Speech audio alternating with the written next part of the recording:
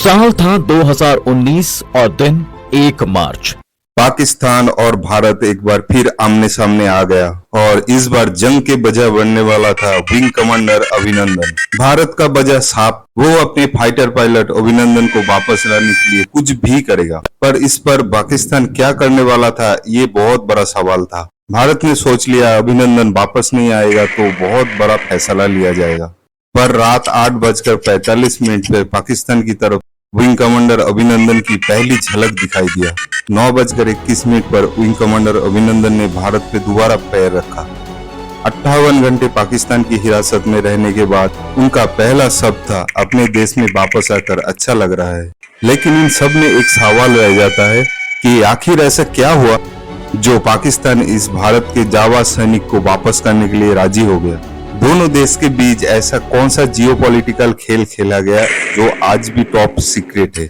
जानते हैं सब कुछ आज की इस वीडियो में। विंग कमांडर अभिनंदन की पीओके में कैप्चर होने का कहानी शुरू होता है बालाकोट एयर स्ट्राइक से, और ये वही एयर स्ट्राइक है जिससे पाकिस्तान की रातों की नींद उड़ चुका था। और इंडिया ये क्यों करेगा, उसका रीजन था पुलवामा अटैक। दरअसल हुआ यूं था, 14 फरवरी 2019 जम्मू कश्मीर के पुलवामा में सीआरपीएफ के कॉन्वॉय पर आतंकी हमला हुआ, जिसमें सीआरपीएफ के 40 जवान शहीद हो गए थे।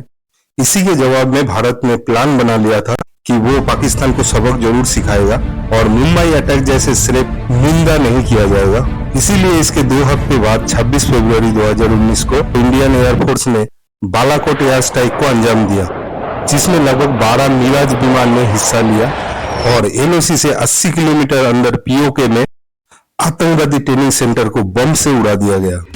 और ये कार्रवाई जब हो रहा था पाकिस्तान को पता भी नहीं चला, और जब पता चला तब तक इंडियन पायलट अपने देश में वापस आ चुका है बम गिरा के। भारत के इस कदम से पाकिस्तान में अफरा तफरी मच गया और इसी का जवाब देने के लिए पाकिस्तान एयरफोर्स ने इंडिया में घुसकर हमला करने की प्लान बनाया। पाकिस्तानी एयरफोर्स जैसे इंडिया की तरफ बढ़ा, इंडियन एयरफोर्स ने उसी टाइम रडार में कैप्चर कर लिया था कि 10 F-16 फाइटर विमान इंडिया की तरफ आ रहा है। पाकिस्तान की ये फाइटर विमान जब इंडियन टेरिटरी में घुसे, तुरंत उस पर जवाबी हमला किया गया, जिसके कारण 9 पाकिस्तानी विमान को उसी टाइम वापस पाकिस्तान लौटना। और इनमें से एक पाकिस्तानी विमान ने इंडिया की एक ऑयल स्टोरेज को उड़ाने की कोशिश किया और इसी का बचाव करने के लिए MiG-21 बाइसन लड़ाई में शामिल हो गए।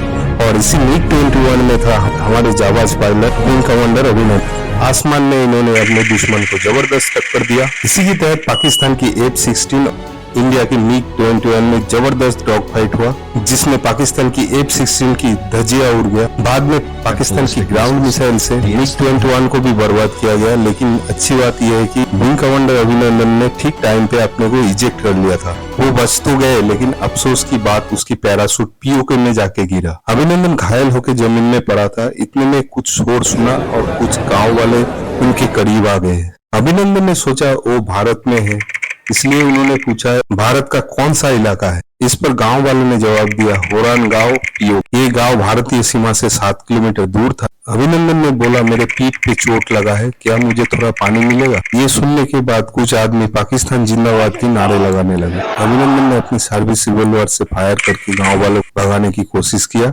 लेकिन गाँव वाले उन पर पत्थर बरसाने लगे। इस पर अभिनंदन ने समझ गया कि वो पाकिस्तान में है और अभी उनके लिए मुश्किलें बढ़ने वाली है, इसीलिए वो वहां से भागने लगे। गांव वाले भी उनके पीछे भागने लगे और ऐसे करते हुए उसने आधा किलोमीटर भागा। भागते हुए उन्होंने एक तालाब किनारे पहुंचा और पहुंचने के बाद सबसे पहले काम उन्होंने अपने जो डॉक्यूमेंट्स था उनको बर्बाद किया। कुछ डॉक्यूमेंट तो वो खुद खा गए ताकि वो दुश्मन के हाथ न लगे। इतने में गाँव वालों ने उनको पकड़ लिया और मारपीट करने लगे उनके साथ। इतने में किसी गाँव वाले ने पाकिस्तान आर्मी को खबर दे दिया कि एक भारतीय पायलट यहाँ पे गिरा हुआ है।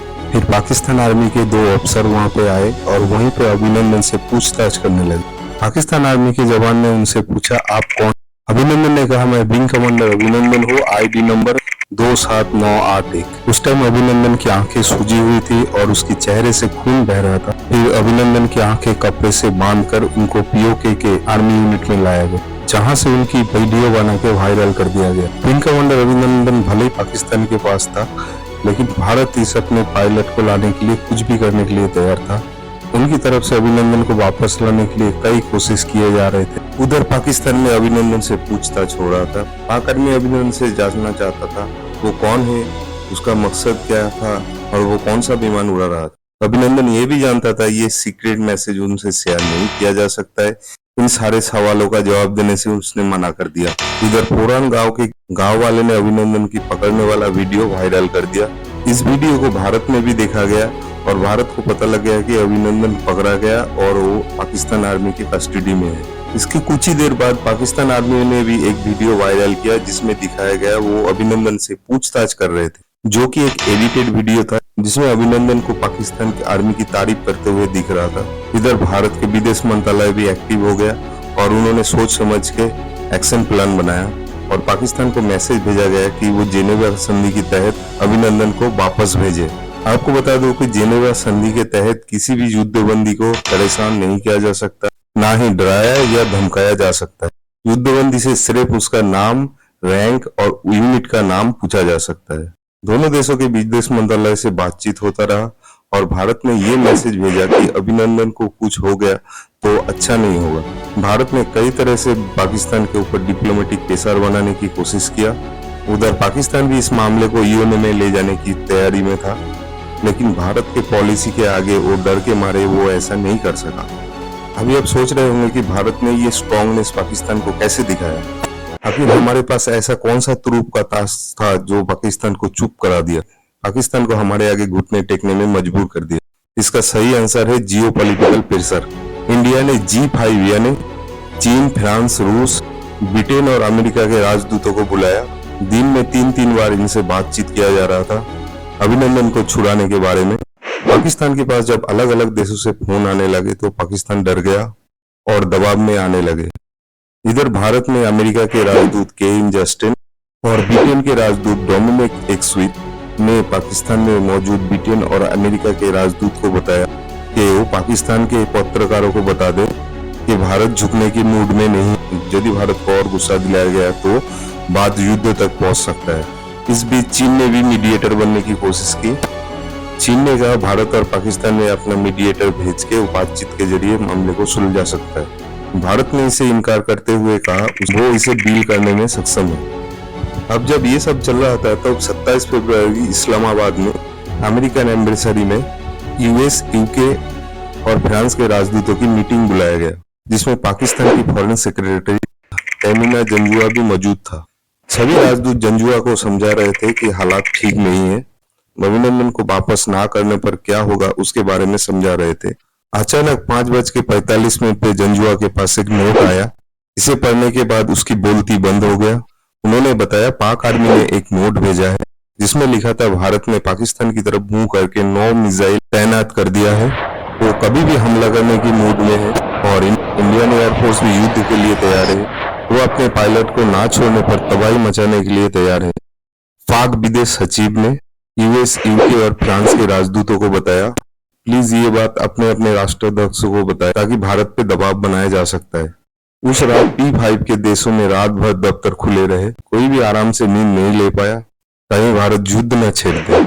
अगले दिन सुबह दिल्ली में ब्रिटेन और अमेरिका के राजदूतों से खबर आई पाकिस्तान आतंकवाद मुद्दे पे गंभीर है, वो अभिनंदन को छोड़ने के लिए भी तैयार है।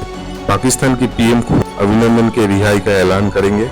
इसी तरह भारत के चारों तरफ दबाव बनाने का रणनीति काम आई और पाकिस्तान हमारे पायलट को लौटाने के लिए तैयार हो गया। इस खबर से भारत में खुशी और सुकून की लहर थी और पाकिस्तान के लिए बेहद कठिन रात। उस दिन पाकिस्तान की विदेश मंत्री शाह महमूद कुरैशी रात भर पाक आर्मी चीफ कमर जावेद बाजवा, कुछ सांसद और मंत्रियों से बंद कमरे में बात किए थे।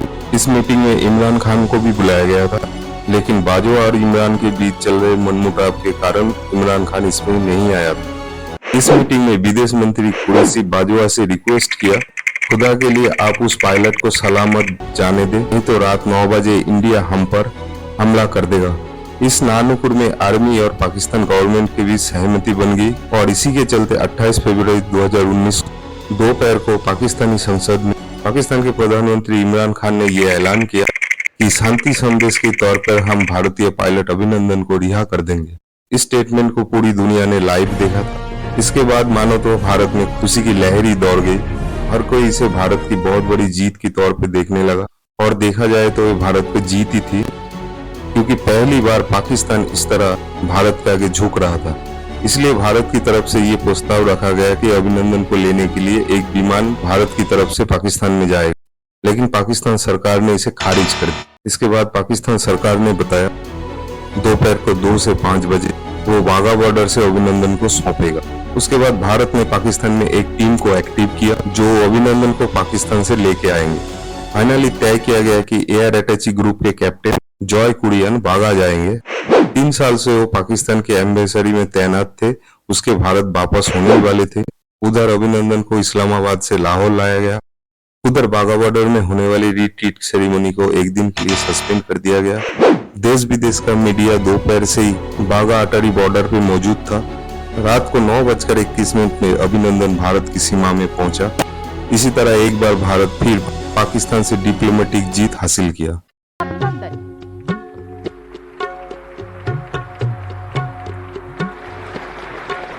शान तेरी कभी कम न हो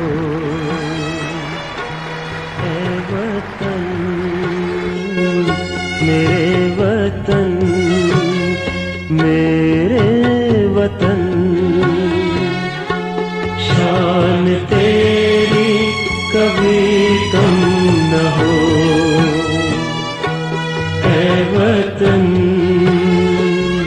मेरे वतन, मेरे वतन। आन तेरी कभी कम न हो ऐ वतन, मेरे वतन, मेरे वतन।